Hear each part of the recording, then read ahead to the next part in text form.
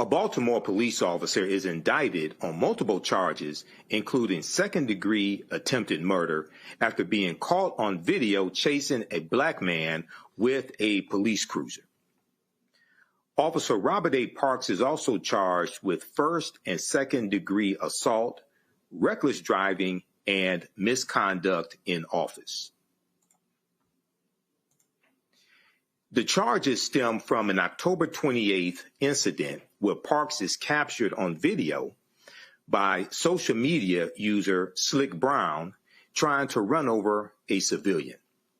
According to the indictment, Parks tried to disperse a gathering of people on a sidewalk. He attempted to get a man to go towards him, but the unidentified man refused. Parks threatened to call the dogs on the man. The man began walking away from Parks.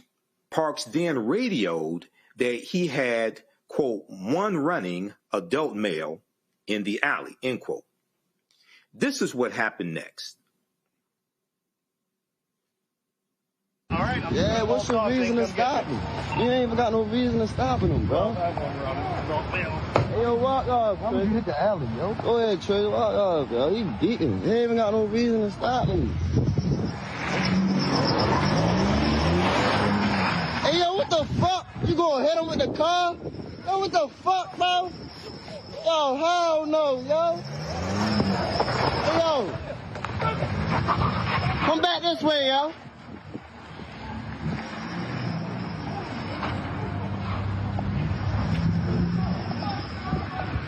Yo, beating, bro.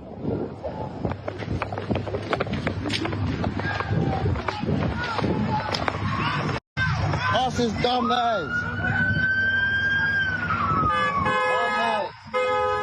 Fucking dummy.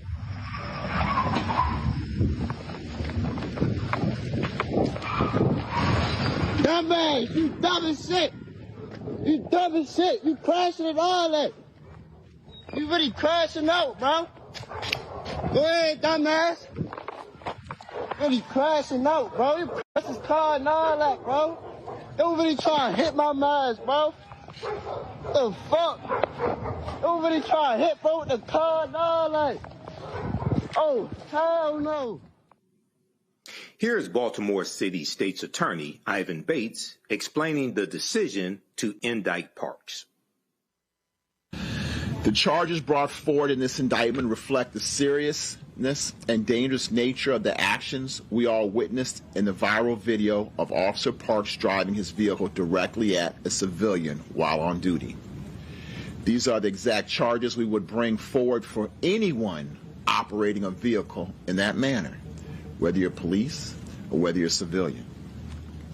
When a police officer threatens the safety of those who are sworn to protect, it erodes the crucial trust between the community and law enforcement that is critical to the historic reductions in violent crime in our city and essential to keeping Baltimore safe.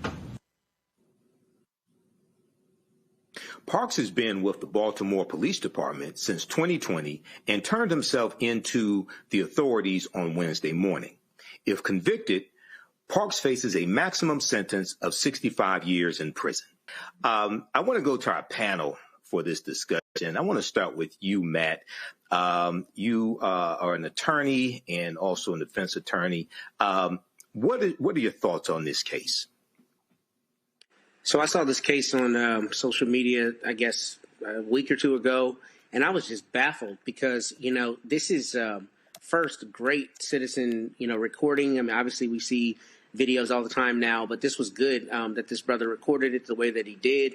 And when I saw this video, I was baffled that a police officer would not only do this kind of thing. I mean, of course, there are times that they're assaultive. We talk about it all the time on this show. But this brazenly, broad daylight, after clearly having some kind of tense interaction with these brothers, and then you go and try to hit them. I mean, honestly, when I looked at this, this is one of the few times I think that the attempted murder charge might actually stick.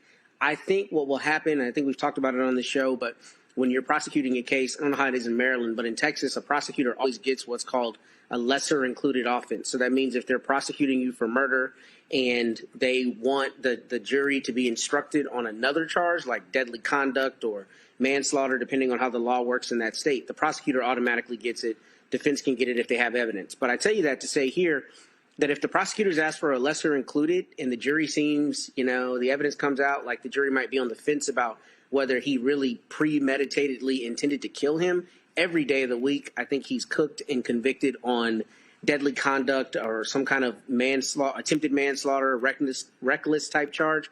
Because what's very clear here is he's trying to hit this guy with the car. The struggle will be the intent and whether he intended to kill him. Because I read the Maryland statute and it doesn't really read like you're doing an act that's clearly dangerous to human life, the way sometimes states write their laws. Here, it's a premeditated intent to kill. I think that may be a little bit of a difficult issue for the jury. But I think this guy is dead to rights. If I were defending him, I would be trying to get a plea deal because there is absolutely no question about what happened.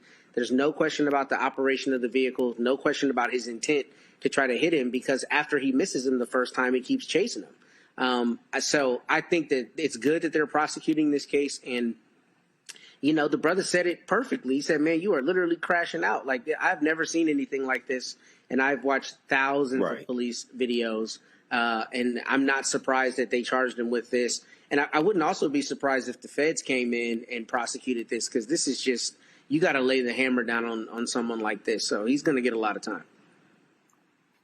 Okay. Now, Cooney, what are your thoughts on this case here? It's very disturbing to see this video, even though we are thankful to social media user Slick Brown for capturing the video.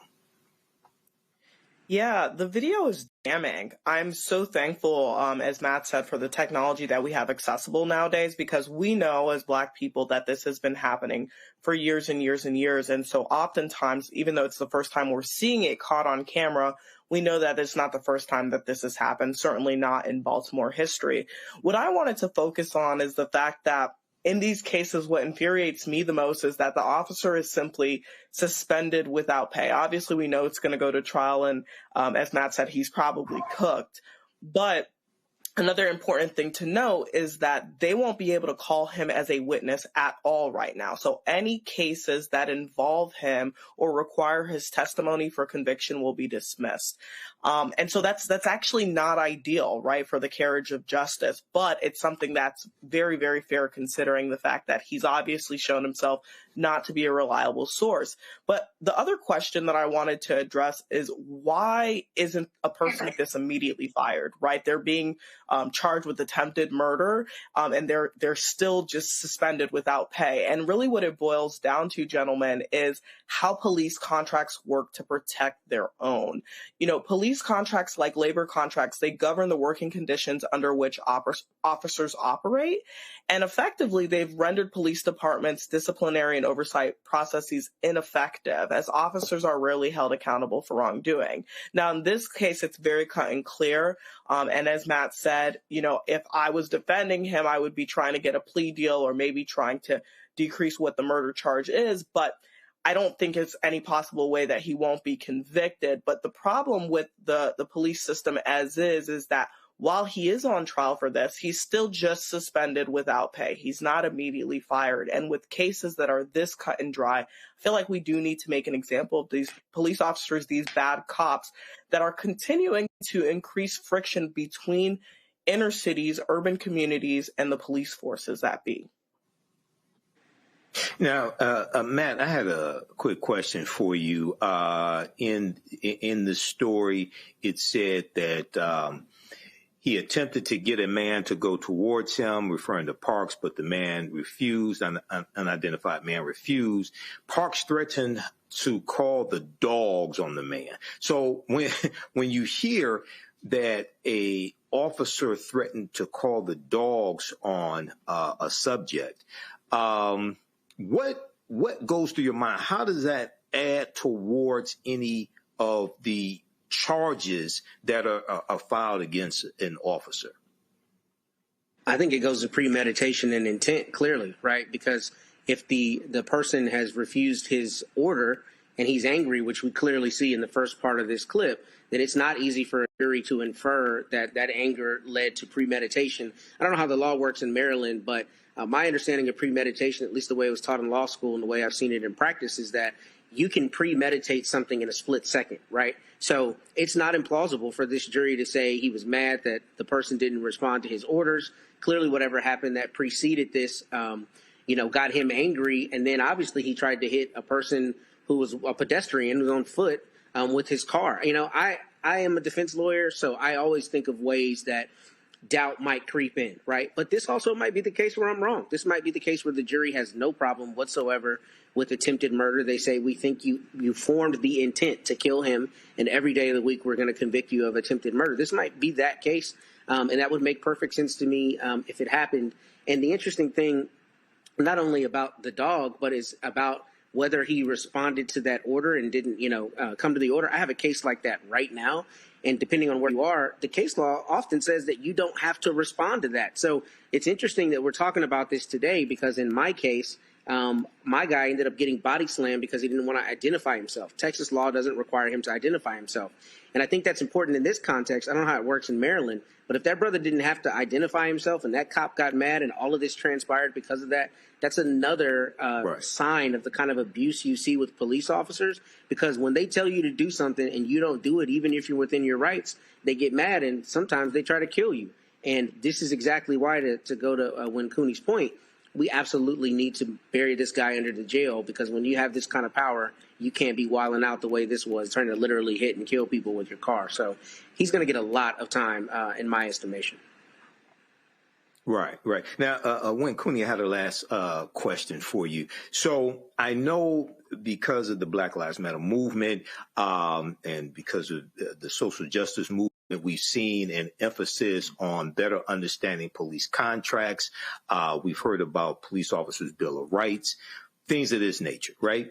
Now, there was also a period of time going back to about 2022, 2023, when you had a nationwide shortage of police officers as well, okay? And various police departments were asking for more and more officers. Do you think that we need more officers who want to be the type of officers that the social justice movement said they wanted to see? Those that only use lethal force when you've exhausted all other methods, those that see people as needing to be protected as opposed to being policed, things like that. What are your thoughts on that? Yeah, I think that's a fantastic point, Michael. We do need more police officers that are good cops, so to speak. But I think this really goes pragmatically back to the defund the police movement. This is why a lot of people believe that we need to defund the police, right? When you see examples of over excessive usage of force, like you saw in the video, and to piggyback off of what Matt's point is, I wanted to take a different perspective. When I hear someone say they're going to call the dogs, I think of 1963, Birmingham, Alabama. Right? I think of civil rights sit-ins when dogs were called in to rip Black people apart. I think of 2014 Ferguson when dogs again were used to forcibly disperse civil rights protesters. And so when we continue to see overusage of excessive force, it doesn't make people excited to sign up to become police officers, particularly within these areas that police officer constituent relations are already extremely contentious. So I think this is where we get the two camps, right? We get the camps that are advocating for better cops that are utilizing their powers for good, that are building relationships and bridges within the communities. And then we have the other camp that says, hey, we need to defund the police. We need to lean on community policing more. We need to lean harder on mental health resources for Black and brown people. The fact of the matter is this gentleman only had a misdemeanor warrant. I don't want to say only. Yes, he had an outstanding warrant, but it was for a misdemeanor. No person, whether it was a misdemeanor or a felony, deserves to get ran down on. And I do literally mean ran down on the way that this gentleman was, and was at fear for losing their life. And not only him, I also think about what the perspective and psyche of the person who was recording this was. This is an extremely traumatic situation, and I would have been fearing for the retaliation of the cop as well once he noticed that I was recording, right? So this not only affects the person that was being, apprehended, but also the community at large. And this is how Baltimore PD is treating our community, right? This is what they're going to take away from. And that makes them not want to, send their kids out into the streets for after school programs. That makes them not want to allow, their students to go down the street and play or go to the ice cream truck. It has so many implications on these communities. And I'm really, really saddened that this is the way things are going and continue to go in 2025. Hello, I'm Isaac Hayes III, founder and CEO of Fanbase. And I'm here with a very important message. We are at a turning point in the Black community where we must have equity in the apps we use that scale to billions of dollars. But this time, we own the infrastructure, we own the culture, and we shape the future. And Fanbase is the future. Fanbase combines the free functionality of Instagram, TikTok, and YouTube into an all-in-one platform built for the evolution of social media and monetization. With over 1.4 million users, that's real proof that we are shifting the conversation of tech ownership and equity for creators. So right now, I want you to go to startengine.com/fanbase and invest today. The minimum to invest is $399. That gets you 60 shares of stock in Fanbase at $665 a share. This marks a turning point in Black ownership of social media. If we don't take this opportunity to own social media right now, we will always be customers to our own creations. And that can't go on. So once again, go to startengine.com/fanbase and invest today. We must own the platforms where our voices live, our stories matter, and where our culture drives the world. Thank you.